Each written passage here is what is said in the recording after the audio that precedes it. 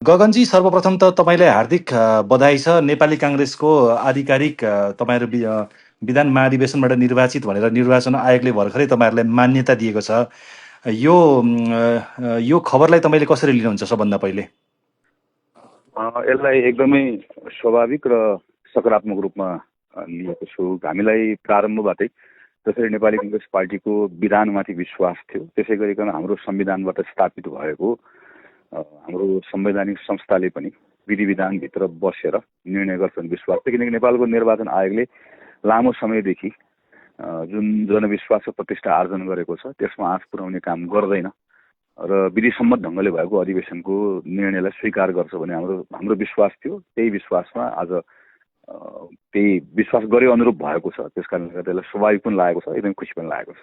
नेपाली काङ्ग्रेसका पूर्व उपसभापति पूर्णबहादुर खड्काले चाहिँ आयोगले यस्तो निर्णय गरेमा हामी देशव्यापी आन्दोलनमा जान्छौँ भनेर चेतावनी दिनुभएको छ। यस कुरालाई कसरी हेर्नुहुन्छ?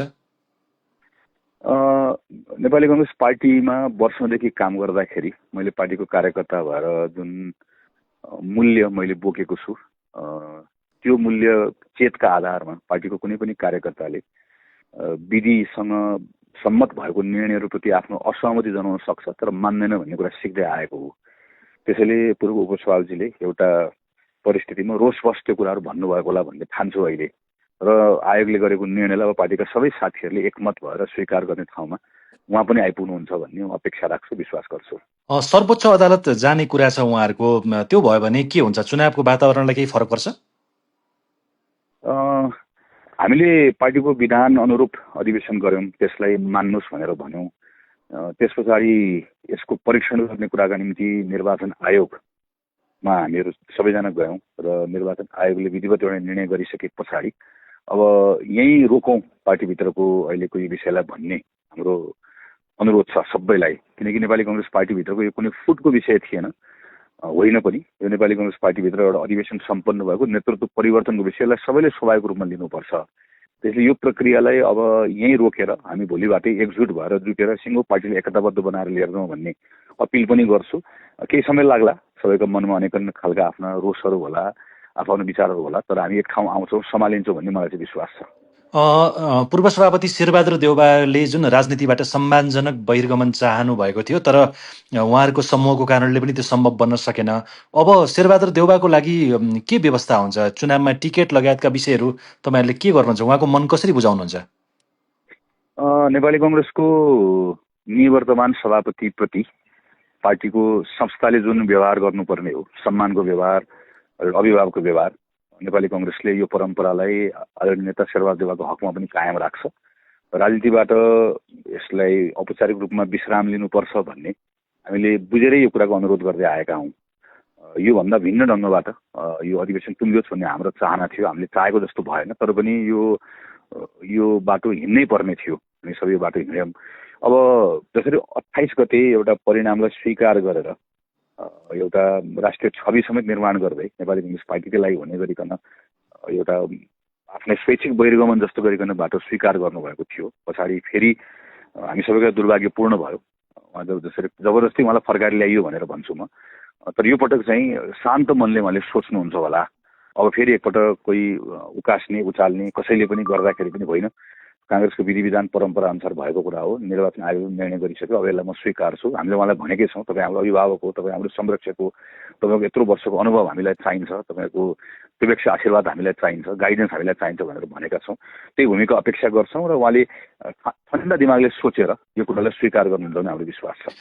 विगतमा काङ्ग्रेसमा अब त चुनावको माहौलमा गइहालियो, पर्सिसम्मको समय छ, टिकट वितरण गर्न धेरै समय पनि छैन कि विगतमा तपाईँहरू 60-40को भाग बनेर हुन्थ्यो, टिकटमा काखा पाखा गरियो भनेर तपाईँहरू समेतले आलोचना गर्ने गर्नुहुन्थ्यो।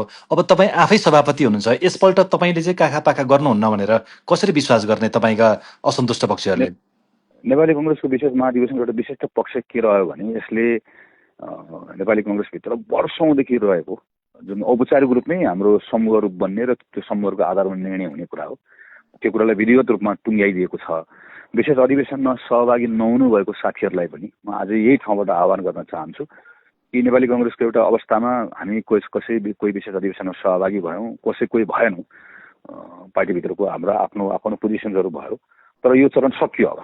अब अब पार्टीको सभापतिको रूपमा मैले सबैलाई समान ढङ्गले व्यवहार गर्नुपर्छ, समान ढङ्गले हेर्नुपर्छ र त्यही अनुरूपले मैले काम गर्छु। तपाईँहरूले त कारवाही गरेको थियो उहाँहरूले विगतमा, अब उहाँहरूले तपाईँहरूले भनेको मानेन भनेर तपाईँहरू त कारवाही गर्नुहुन्न नि? हामी त्यो बाटो हिँड्दैनौँ, किनकि त्यो बाटो हिँड्न कुनै आवश्यक पनि छैन।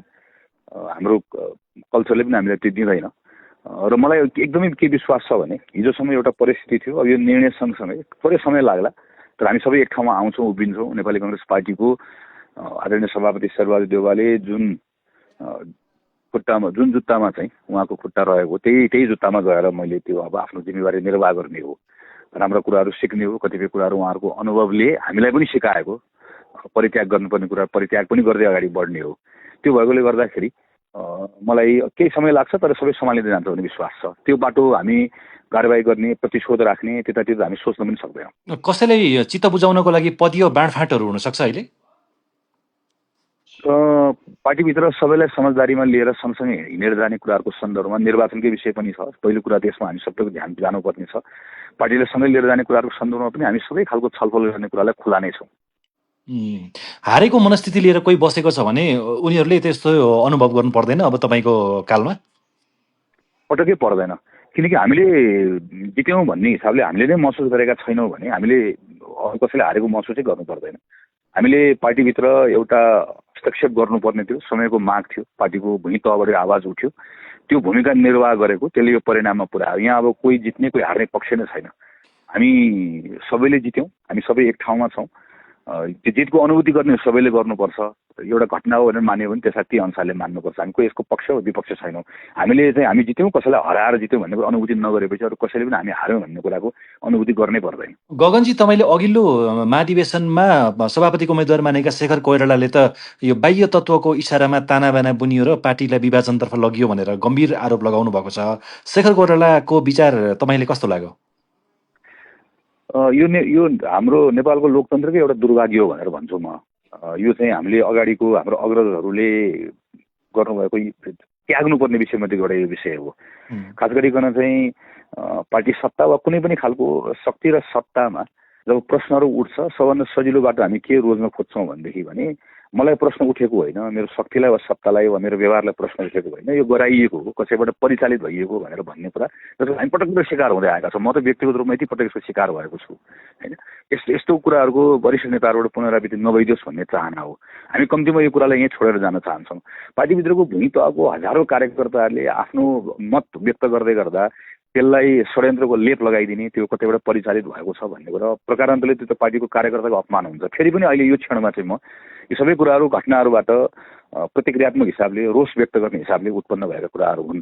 ठन्डा दिमागले श्रद्धेय नेता शेखर कोइरालाले पनि सोच्नुहुन्छ कि यो पटक विशेष महाधिवेशनको एक प्रकारले भन्यो भने सबैभन्दा पहिला विशेष महाधिवेशन गर्नुपर्छ भन्ने मनै हो। निर्वाचनभन्दा अगाडि नेतृत्व नबदलिकन निर्वाचनमा जानै सकिँदैन भन्ने मनै हो र पार्टीको साथीहरूलाई पनि एक ठाउँ ल्याएर यो जसरी पनि बदल्नुपर्छ भन्ने मनै हो। त्यसैले यो यदि त्यसरी भन्ने हो भने त त्यसको सबैभन्दा पहिलो आह्वानकर्ता नै एक प्रकारले म हुँ। त्यो भएकोले त्यो षड्यन्त्र त मैबाट प्रारम्भ भयो भनेतिर मैतिर फर्कन्छ। त्यस कारणले गर्दा मैले अहिले जे भने त्यो चाहिँ रोषको अभिव्यक्ति हो भनेर भन्ने ठाउँमा उहाँ पनि पुग्नुहुन्छ भन्ने मेरो विश्वास छ। एमाले अध्यक्ष केपी ओलीले हिजो बोल्ने क्रममा चाहिँ कङ्ग्रेसभित्र जे तपाईँहरूले गर्नुभयो त्यस्तै उहाँ एमालेभित्र आफूलाई पनि गर्न खोजिएको थियो भनेर उहाँले पनि थपेपछि त यसमा केही आधार देख्न सकिन्छ? मलाई यस्तो लाग्छ, मैले अघि भने यो नेपालको यो कुनै एउटा दलसँग मात्र होइन, एउटा जेनेरेसनकै नेताहरूले कुनै पनि प्रश्नहरू आफूतिर तेर्सियो भने त्यो प्रश्नको सबभन्दा सजिलो बाटो यसरी नै खोज्दै आउनु भएको छ। यो पहिलोपटक प्रयोग भएको होइन। नेकपा एमालेमा भव्यसँग उहाँले अधिवेशन गर्नुभयो, त्यो अधिवेशनमा नेतृत्वमा आउनुभयो, उहाँ आउनुहुन्थ्यो आउनुहुँदैन थियो भन्ने बारेमा हाम्रो आफ्नो मतहरू त्यो आइसकेपछि हामीले त्यसलाई स्वीकार गरेका छौँ। नेकपा एमाले हाम्रै पार्टीभित्र पनि के भन्यो भने हाम्रै पार्टी सभापतिलाई, अरू नेताहरूलाई नेकपा एमाले अधिवेशन गर्यो त त्यहाँ पनि आदरणीय ओलीजीलाई तपाईँ हाम्रो लिडर बन्नलाई अहिलेको लागि योग्य हुनुहुन्न भन्ने साथीले प्रश्न गर्नु, उहाँले त्यसको परीक्षण अधिवेशनबाट गराउनु भयो। तपाईँ पनि आउनुहोस् न त अधिवेशनबाट परीक्षण गराउनुहोस्, हामीले भनेको कुरा गलत छ भने हामीलाई गलत साबित गरिदिनुहोस् भनेर बरु उहाँको कुरालाई उदाहरण लिएर हामीले आफ्नो पार्टीभित्र भन्यौँ, किनकि छोटो समयमा उहाँहरूले उदाहरणीय ढङ्गले अधिवेशन सम्पन्न गर्नुभएको हो। त्यसैले उहाँहरूको कुरालाई जसरी अधिवेशनलाई जसरी हामीले सहजतापूर्वक ल्याउँ, सम्मानपूर्वक ल्याउँ, हाम्रो पार्टीभित्रको अहिले अधिवेशनबाट भएको निर्णयलाई पनि उहाँहरूले पनि एउटा प्रतिस्पर्धी र सँगसँगै सहयात्री पनि पार्टी पनि भएको हिसाबले त्यसरी नै लिनुहुन्छ भन्ने हाम्रो विश्वास पनि छ।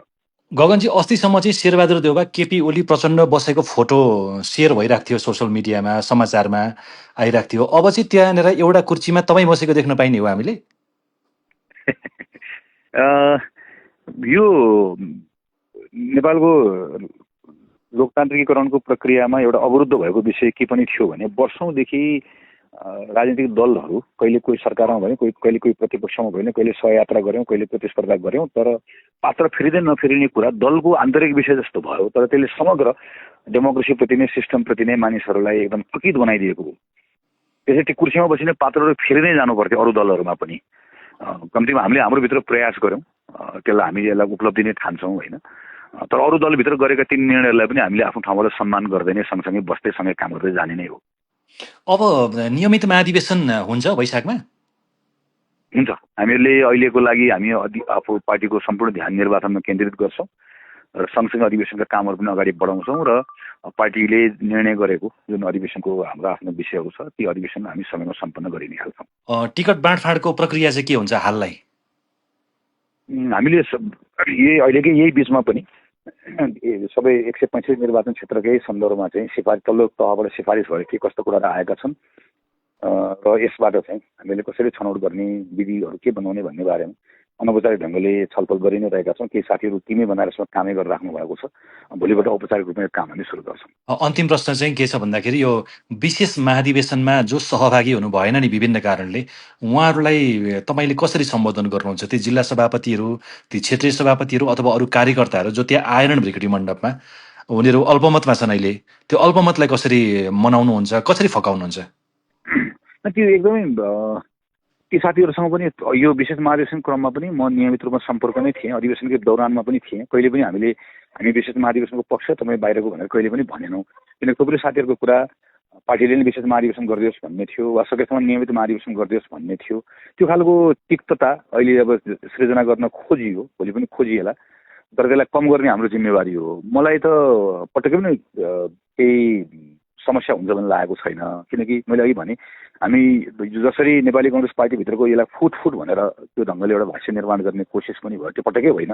हामी एउटा प्रक्रियाबाट गयौँ, केही साथीहरूको त्यसमा फरक धारणा रह्यो। थुप्रै साथीहरूले हामी विशेष अधिवेशनमा आउन चाहन्थ्यौँ तर एउटा आफ्नो बाध्यताहरू छन् भनेर भन्नुभएको छ। ती सबै कुराहरू टुङ्गियो भन्ने लाग्छ मलाई। अब हामी सबै एक ढिक्का भएर यो पक्ष त्यो पक्ष भन्ने नै छैन, सबैलाई समेटेर लिएर जान्छौँ। तपाईँले भन्दै पनि अहिले निर्वाचन आयोगमा एकातिर समर्थन चलिरहेको छ, खुसियाली मनाइराखेका छन् कार्यकर्ताले, अर्कोतिर विरोध चलिरहेको छ र तपाईँको मुख्यालय सानेपामा चाहिँ एउटा पक्षले ढुकेर नै पार्टी लगभग कार्यालय कब्जा गरेर बसेको छ। त्यो पक्षले अब छोड्देला भन्ने सोच्नु भएको छ कि त्यहाँ कुनै खालको हस्तक्षेप गरेर तपाईँ प्रवेश गर्नुहुन्छ? यसो छ, नेपाली कांग्रेस पार्टीको हाम्रो नेताहरूले हामीलाई सिकाउनु भएको कुरा भनेको चाहिँ पार्टीको मूल विचार जहाँ रहन्छ, पार्टीको आत्मा जहाँ रहन्छ, पार्टी भनेको त्यही नै हो। हामीहरूले अब हाम्रो काँधमा अलिक बढी जिम्मेवारी पनि आयो। पार्टीको आत्मा यहाँ छ, त्यसले हामीले बढी जिम्मेवार भएर नै आफ्नो एक्सन्सहरू गर्दै जानुपर्छ। अहिले केही दिन केही क्षण अलिकति प्रतिक्रिया रहन्छ, आक्रोश रहन्छ, रोष रहन्छ, यसलाई कसरी सामान्यीकरण गर्ने सोच्ने हो। हाम्रो तर्फबाट कहीँ कतै पनि मैले सबै साथीलाई, हाम्रो भनेको हामी सबैले पार्टीभित्रको चाहिँ कन्फ्रन्टेसनलाई कम गर्ने उपायहरू नै खोज्दै जाने हो। मलाई अलिकति थोरै समय लाग्छ, अलिकति समयको चाप चाहिँ हो, खास गरी निर्वाचनले गर्दा त्यसले अलिकति थोरै पेचिलो बनाएको छ। अदरवाइज यी विषयलाई सम्हाल्दै लिएर जान सकिन्छ भन्ने पुरा विश्वास छ। यतिखेर नेपालको, मैले सोच्दै अन्तिममा फेरि सोधेँ कि नेपालको राजनीतिको बारेमा छिमेकीहरूको नि विभिन्न खालको चासो छ। शेरबहादुर देउवा सभापति हुनु, त्यो यद्यपि तपाईँ त्यहाँ महामन्त्री नै हुनुहुन्थ्यो, शेरबहादुर देउवा सभापति हुनु र तपाईँ सभापति हुनुको बिचमा हामीले भू राजनीतिक हिसाबले कुनै फन्डामेन्टल फरक देख्न सक्छौँ? नेपाली कांग्रेस पार्टीले जुन संविधानले पनि हामीलाई मार्ग निर्देशित गरेको, हाम्रो पार्टीको आफ्नो परम्परा, हाम्रो पार्टीको मूल नीति, सबै कुराले मार्ग निर्देशित गरेको, हाम्रो आफ्नो पार्टीको पोजिसन भू राजनीतिका सन्दर्भमा जे कुरा लिँदै आएको छ त्यो नै हाम्रो नेतृत्वमा त्यसको निरन्तरता रहने हो। हामीले कतिपय सन्दर्भहरूमा चाहिँ कहिलेकाहीँ बरु हामीले म आफै पनि पार्टीको महामन्त्री छु, मैले नजिकबाट सरकारमा बसेर पनि काम गरेको छु। हेर्दै गर्दा कहिलेकाहीँ हामी जुन ढङ्गबाट हाम्रो भूमिका निर्वाह गर्नुपर्ने कहिलेकाहीँ हामी चुकेका छौँ, कहिलेकाहीँ हामी सम्प्रेषित गर्ने कुरामा चुकेका छौँ, कहिले हामी तत्कालिक प्रतिक्रियात्मक भएका छौँ होइन। यी सबै कुराहरू सिक्दै आउने त हो। यी सबै कुराहरू सिकेर अत्यन्त परिपक्व ढङ्गबाट काङ्ग्रेसका संस्थापक नेताहरूले जुन कुराहरू सिकाउनु भएको हामीलाई, त्यसलाई अनुसरण गर्दै हामी अगाडि बढ्छौँ। गगनजी, तपाईँलाई धेरै धन्यवाद छ। फेरि एकपल्ट हार्दिक बधाई र शुभकामना। हस्, थ्याङ्क यू।